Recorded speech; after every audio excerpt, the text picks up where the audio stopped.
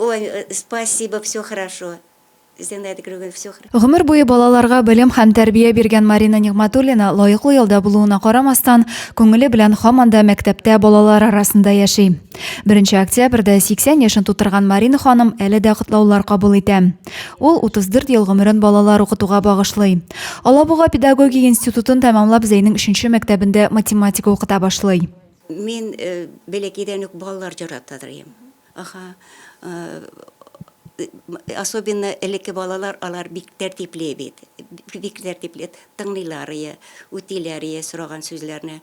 Хәзерге балалар белән аларны чагыштырырлык түгел. 3нче мәктәптә 12 ел хезмәт иткәч, аны яңа гына ачылган 4нче мәктәпкә күчерәләр. Лаеклы ялга чыккач та эшеннән туктамый.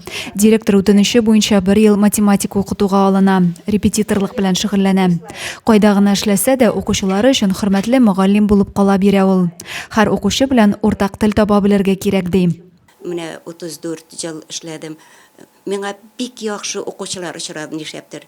Bir koşan dolaşmadık, bir koşan родительler белән разногласий булмады безнең, бик тату эшләдем.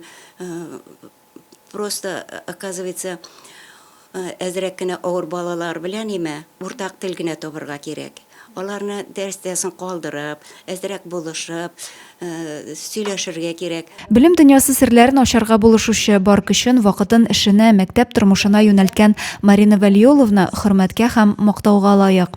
Бүген дә шәкертләренең уңышларына сөенеп, борчуларына киенеп гомер кичерә. Адилә Бирханова, Дин Сипатов, Зей хәбәрләре.